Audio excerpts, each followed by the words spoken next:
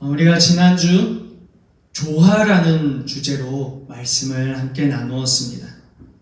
그 내용으로 교회 공동체와 이웃 사이에서의 조화에 대한 부분을 나누었습니다.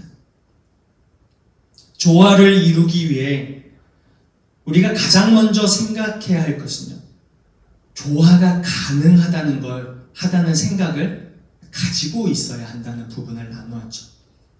이 부분이 되게 중요합니다. 가능하다. 다르지만 가능하다는, 조화가 가능하다는 생각에서 출발할 수 있어야 되죠. 그것이 우리에게 너무 중요한 부분입니다.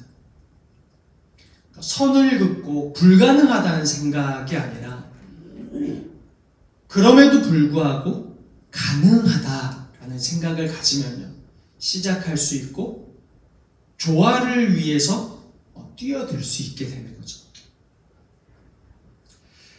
그리고 우리가 조화가 가능하다고 생각하고 또한 행동이 필요함에 대해서 나누었습니다. 그 행동은 동정,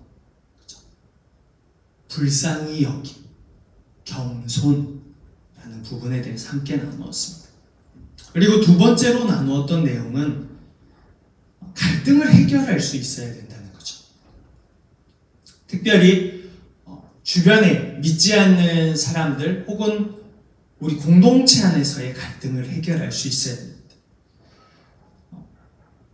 9절에서 악을 악으로 욕을 욕으로 갚지 말고 도리어 복을 빌라 이를 위하여 너희가 부르심을 받았음이라. 그 말씀을 통해 우리가 의미를 생각해 보았는데요.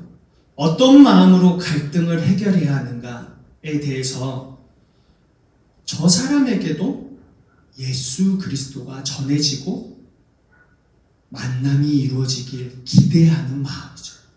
그 마음으로 갈등을 해결할 수 있어요.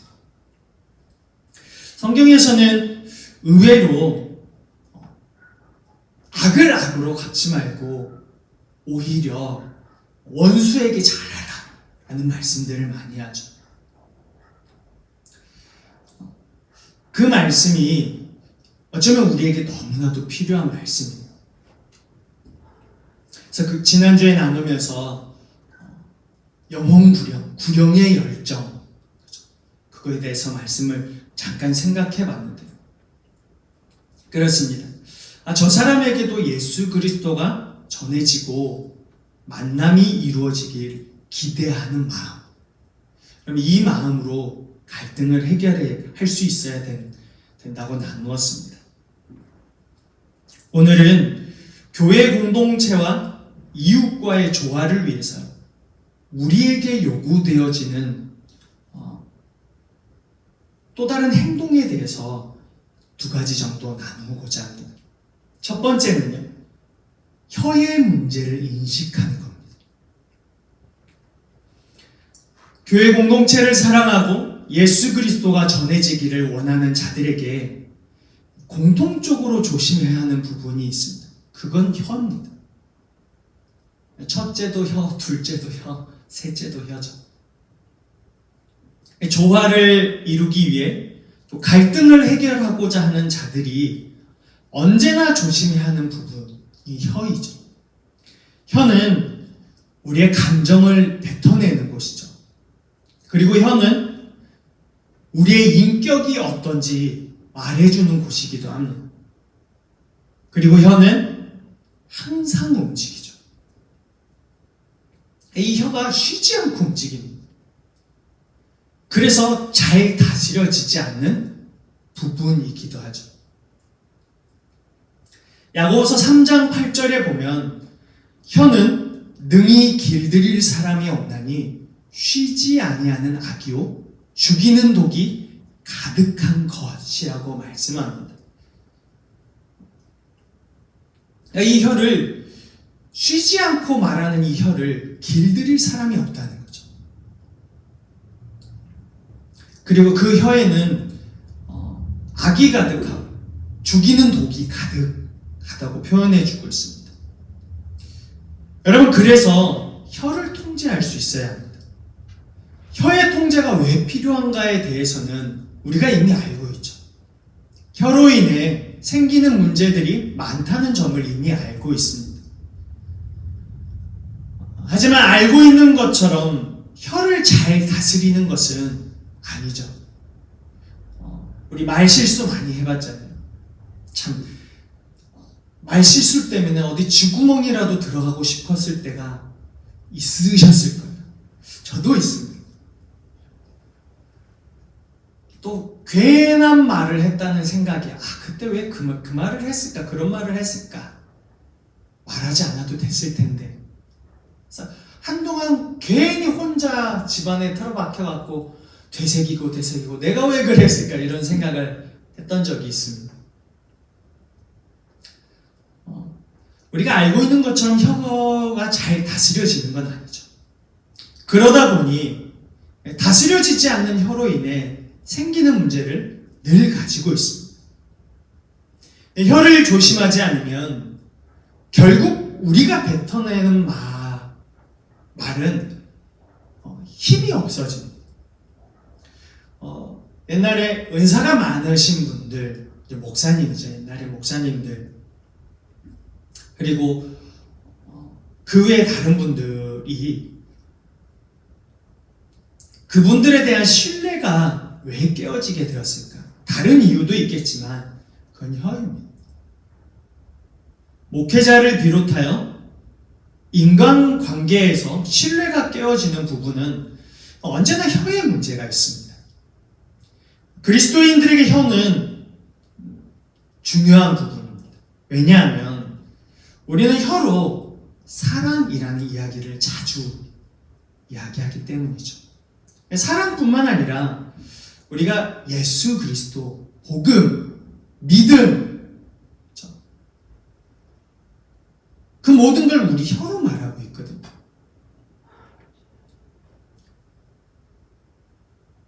입술로 사랑을 말하지만 같은 입장에서, 같은 입에서 거짓과 욕설과 비방과 저주와 매우 감정적인 언어를 뱉어낸다면 분명 문제가 생기는 거죠.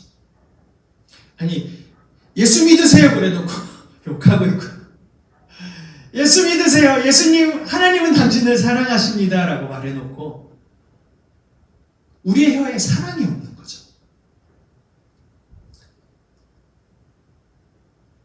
우리가 말한 모든 경건에 속한 언어, 사랑이라 표현하는 말들,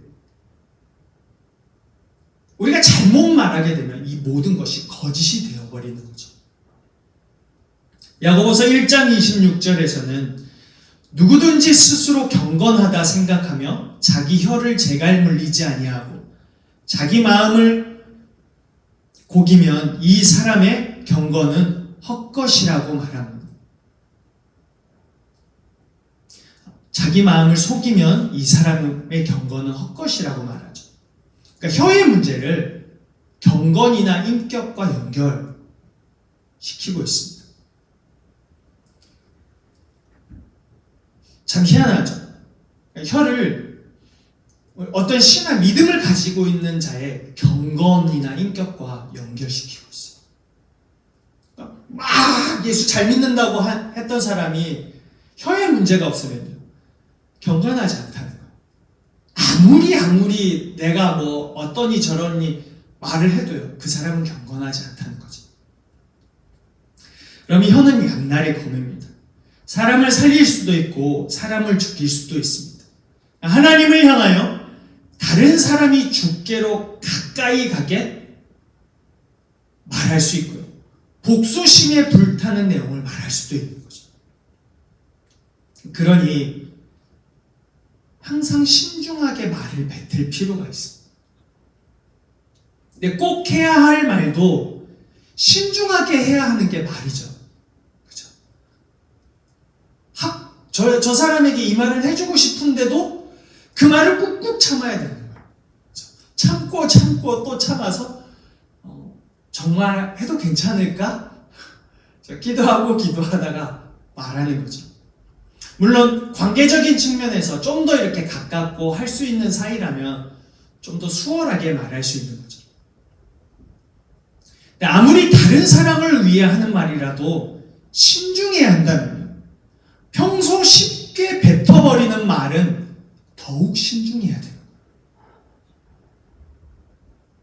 너무 쉽게 뱉어버리는 말로 인해 교회 곳곳에서 다른 문제가 생겨버리는 거죠. 본문 10절을 보면 혀를 금하고 라고 하고 있습니다. 이때 금하다는 하고 있던 일 따위를 철저하게 멈춘다는 의미를 가지고 있습니다. 그러니까 지금 당장 혀의 움직임을 멈추는 것 같이 혀를 제어해야 한다는 의미를 담고 있다고 합니다.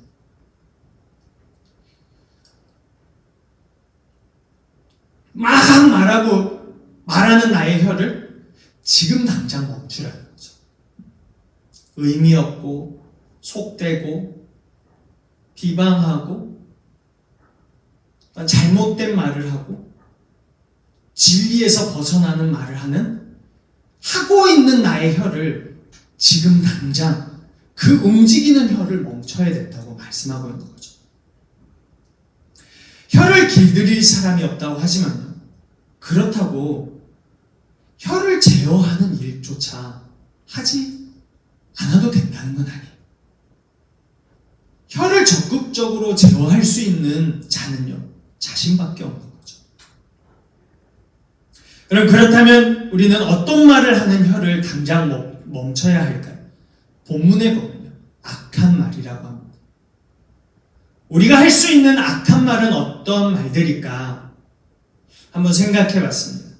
오해를 일으키는 말들, 공동체를 깨지게 하는 말들, 욕설, 분에 가득 차서 뱉어버리는 말들,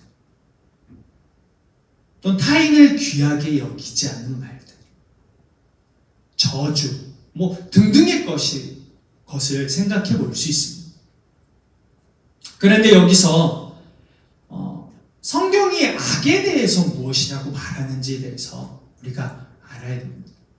성경은 하나님의 뜻에 위배되는 모든 것을 악이라고 정의합니다. 그러니까 악한 말은요, 하나님의 뜻에 위배되는 모든 말들이. 말을 하는 것은 자유지만 그렇다고 함부로 말해도 된다는 생각을 멀리해야 돼요. 우리가 습관적으로 하는 말에는 분명 하나님이 싫어하는 말의 습관이 있어요. 근데 그게 오랫동안 내 움직임이, 그러니까 멈추지 않고 하는 습관이기 때문에 잘 안 되는 거죠. 지금도 말하려고 움직이고 있는 그 혀를 멈추지 않으면 분명 그 혀의 움직임으로 인해 공동체와 이웃의 관계에서 문제가 발생하게 됩니다. 공동체는 깨지고 관계가 깨지고 또 이웃은 하나님께로 나아가지 못하게 되는 거죠. 시험에 들어서입니다. 우리가 주님을 만날 날을 기다리고 있고 이웃에게도 그날이 있기를 원한다면 멈출 수 있어야 되는 거죠. 그러니까 우리가 하는 모든 것들이 자유이지만 하나님의 뜻에 위배되는 모든 말들은 지금 당장 그 움직임을 멈춰야 된다는 거예요. 움직이는 혀를 멈추게 할 힘이 없다면 우리는 분명 스스로의 신앙을 점검해야 돼요. 그것을 경건과 연결짓고 있기 때문이죠. 우리의 혀가 경건하지 않은데 경건한 신앙을 가졌다고 말할 수 없습니다. 어떻게 혀가 경건하지 않은데 우리의 신앙이 좋다, 경건하다, 그걸 어떻게 말할 수 있어요? 여러분, 혀를 금하는 일이 우리에게 얼마나 필요할까? 정말 많이 필요합니다. 밥을 먹어야 살 수 있는 것처럼 혀를 금하는 일은 나와 주변을 살게 하는 거죠. 그래서 우리는 혀를 멈출 수 있어야 됩니다. 두 번째는 우리가 구하는 것이 화평이어야 합니다. 11절을 보면은 악에서 떠나 선을 행하고 화평을 구하며 그것을 따르라 라고 말씀합니다. 11절을 보면 악에서 떠날 것을 명령합니다. 그러니까 떠나다는 철저하면서도 단호한 행동을 요구하는 명령입니다. 이 명령은 우리에게 악에서 즉각적으로 떠날 수 있어야 된다는 의미를 가지고 있다고 합니다. 그러니까 악에서 철저하게, 단호하게 떠나서 구하고 따라야 하는 것이 화평이라고 말씀하고 있는 거죠. 그럼 화평을 두 가지 측면에서 볼 수 있습니다. 우리는 누구와의 화평을 구해야 되는가? 첫 번째는 하나님이고 두 번째는 이웃입니다. 우리 개인의 삶에서 본다면 하나님을 신뢰하지 못하여 나타나는 행동과 말에서 떠나야 되는 거죠. 오늘 본문은 시편 34편 12절에서 15절을 인용한 말씀입니다. 그 시편 34편의 배경을 보면 다윗이 사울을 피해 노베에 있는 제사장 아히멜렉을 찾아갑니다. 그곳에서 진설병을 먹고 힘을 얻어 또 칼을 구하여 다시 도망합니다. 도망하여 간 곳은 가드왕 아기스입니다. 가드는 블레셋 국경의 첫 번째 도시예요. 이스라엘과 블레셋의 첫 번째 경계예요. 도망을 했지만 아기스 신하들이 다윗을 알아보게 되는 거죠. 그때 살아남기 위해 다윗이 하는 행동이 있습니다. 성문 문짝에 아무런 글씨나 막 그쳐 써보는 거. 그걸 수염에 침을 질질 흘리면서 미친 척하는 거죠. 이런 배경 속에서 시편 34편이 지어졌습니다. 오늘 본문도 그 중에 한 구절이죠. 34편 중에 10절을 보게 됩니다. 그가 그런 환경 속에서 이런 말을 합니다. 젊은 사자는 궁핍하여 줄일지라도 여호와를 찾는 자는 모든 좋은 곳에 부족함이 없으리로다 고 고백합니다. 도망하여 죽음을 면하기 위해 미친 척까지 했던 다윗의 고백입니다. 여호와를 찾는 자는 모든 좋은 것에 부족함이 없으리로다.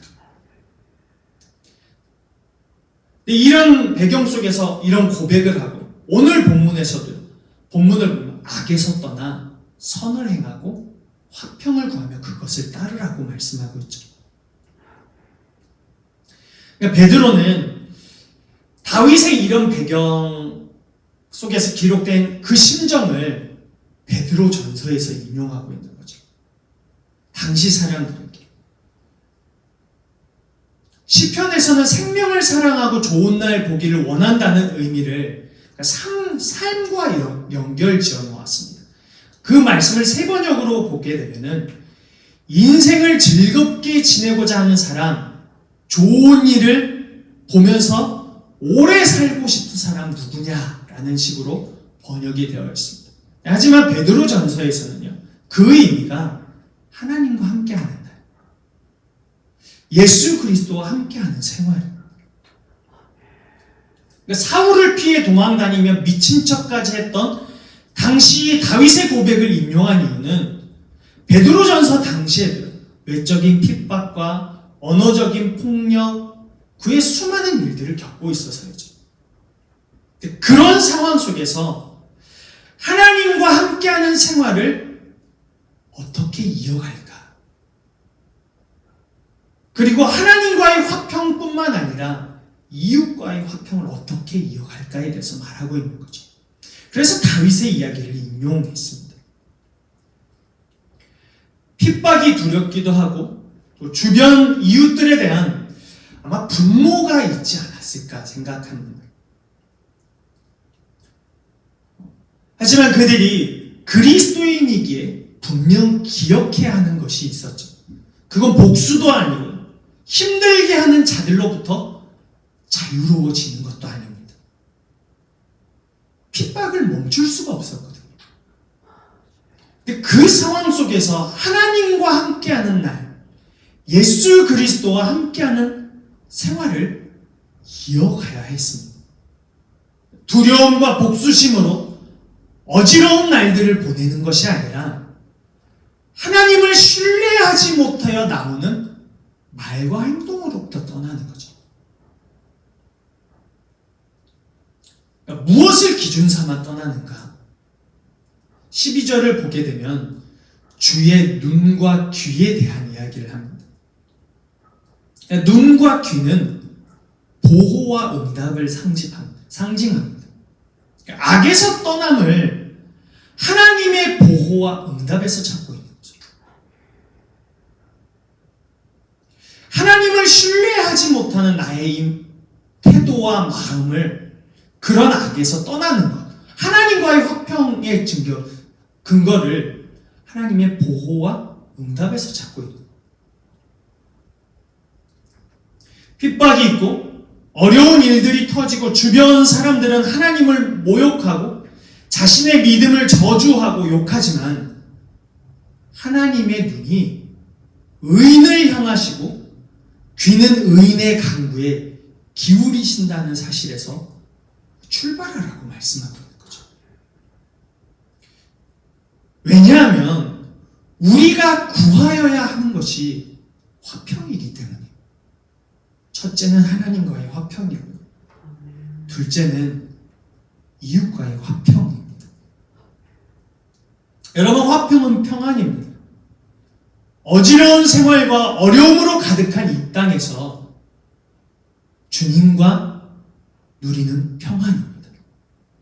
그 평안은 사실 신뢰함으로 얻어집니다. 다윗이 젊은 사자는 궁핍하여 줄일지라도 여호와를 찾는 자는 모든 좋은 것에 부족함이 없으리로다 고백할 수 있는 이유는요, 하나님을 신뢰하였기 때문이에요. 그로 얻어진 화평 때문인 거예요. 도망자가 되었건 내가 미친 척하며 지내야 했건 내게 어떠한 상황이 지나가고 있건 하나님께서 보호하시고 응답하신다는 그 신뢰로요, 하나님과 화평을 이룬 거예요. 여러분, 우리에게 이런 화평이 있습니까? 하나님을 신뢰함으로 얻어지는 화평이 우리에게 있는지 그 믿음을 살펴봐야 되죠. 은혜, 하나님의 은혜를 말하지만 우리들의 문제는요, 하나님을 신뢰함으로 얻어지는 그 화평을 잘 생각하지 않는다는 점. 이런 이유 저런 이유와 핑계를 대며 오늘 이 땅에서의 삶이 하나님과 함께하는 삶에 관심을 두지 않는다는 점이죠. 그런 우리에게 정말 필요한 건요,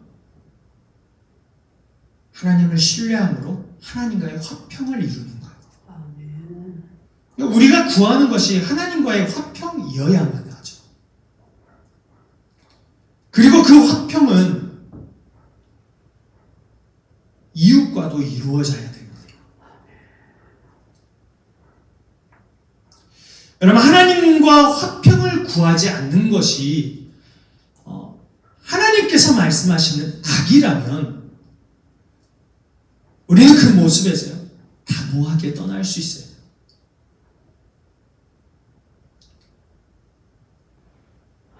하나님의 눈과 귀가 오늘 저와 여러분을 향하고 있다는 사실을 인식하고 떠날 수 있어야 되는 거죠.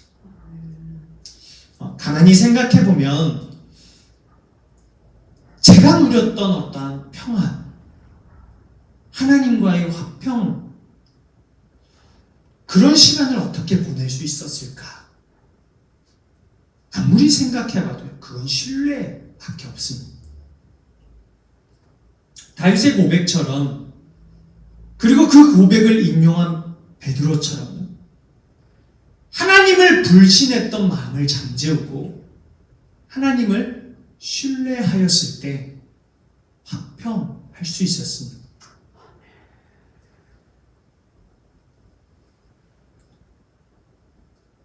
정말 큰 일을 겪은 다윗이 신뢰로 화평을 얻었다면 우리 삶도 신뢰함으로 하나님과 화평을 이룰 수 있습니다.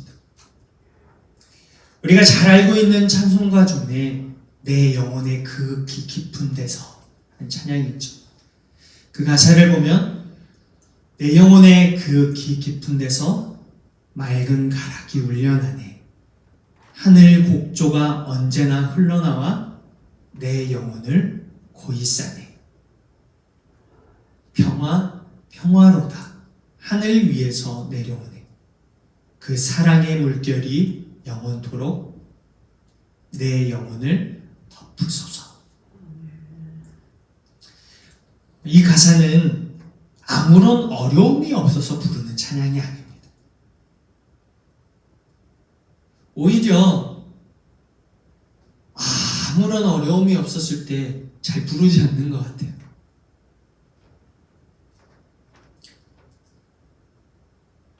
내 영혼을 고이 싸고 덮어서 누리는 평화. 그 평화 주심을 찬양하는 가사이죠.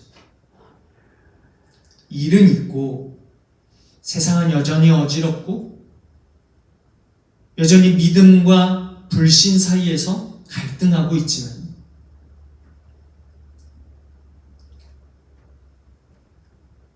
내 영혼을 고이 싸고 덮어버리는 주님의 평화를 찬양하고 있는 거죠.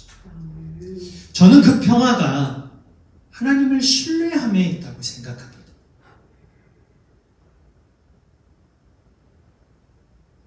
언제나 불신에서 빠져나와 신뢰로 물들이면 저 같은 경우는 하나님과 함께하는 삶이 무엇인지 알 수 있었습니다. 그것이 화평이었고 그것이 평화였고 그 평화가 주변 사람들에게 드러나게 되는 거였죠. 그 은혜로 지나온 시간들은 정말 잊지 못하는 소중한 기억이 되었죠. 여러분, 저는 우리 교회와 개인이 구하는 것이 하나님과의 화평이기를 소망합니다. 이것이 우리에게 복이 되어서요. 이 땅에서의 삶이 하나님과 함께하는 삶이 되었으면 합니다. 어려움도 있고 분명 주변 사람들과의 어떤 어려움들도 있고 분명 여러 가지 이유가 있겠죠. 그렇지만